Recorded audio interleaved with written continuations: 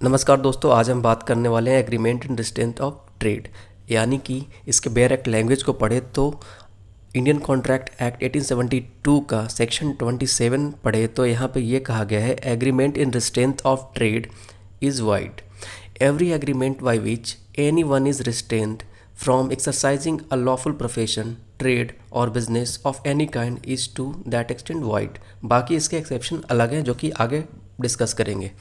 Section 27 जो है Indian contract act का, यह कहता है कि सारे एग्रीमेंट जो कि किसी भी लॉफुल प्रोफेशन या फिर ट्रेड यानी कि व्यवसाय, बिजनेस ऑफ एनी काइंड यानी किसी भी प्रकार किसी भी तरह का बिजनेस हो, इस तरह के बिजनेस या ट्रेड रोकने के लिए जो एग्रीमेंट होता है यानी व्यापार पर रोक में समझौता जो होता है वो कहीं ना कहीं वाइड होता है, शून्य करार कर दिया जाता है।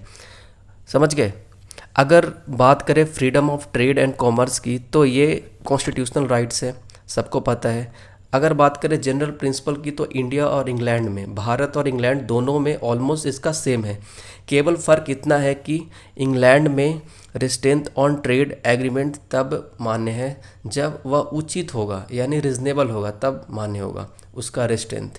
भारत में ये तब मान्य है जब यह किसी एक्सेप्शन में फॉल करेगा। समझ गए? एक्सेप्शन यहाँ पे स्टेटूटरी एक्सेप्शन होता है या फिर जुडिशियल रिकॉग्नाइज एक्सेप्शन में फॉल करता है।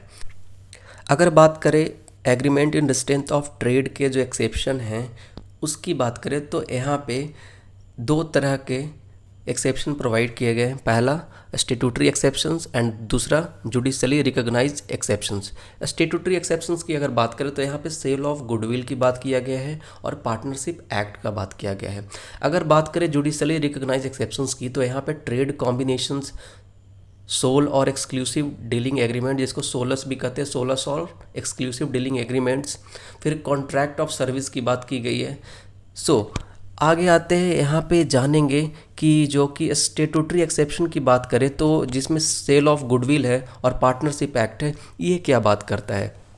अगर सेक्शन 27 के एक सेक्शन है सेल ऑफ गुडविल, अगर सेलर ने गुडविल को बेच दिया बायर को तो सेलर उस गुडविल को प्रैक्टिस नहीं कर सकता, यानी कि seller is restrain from using that particular business और ट्रेड। अगर बात करें पार्टनरशिप एक्ट की तो इंडियन पार्टनरशिप एक्ट भी कुछ प्रोविज़न लेज डाउन किए हैं जिसमें इंडियन पार्टनरशिप एक्ट में ये चीज़ें बताई गई है रिस्ट्रेंट ऑफ ट्रेड को लेकर जो कि वैलिड है। अगर सेक्शन 36 इंडियन पार्टनरशिप एक्ट की बात करें तो वहाँ यह कहा गया है कि जो कोई भी यानी पार्टनरशिप में है अपना और अपने आप को पार्टनरशिप एग्रीमेंट से बाहर निकालता है यानी कि स्टेपिंग आउट करता है, तो वो उस प्रकार का व्यवसाय यानी कि बिजनेस को उस पार्टिकुलर जियोग्राफिकल एरिया में नहीं कर सकता।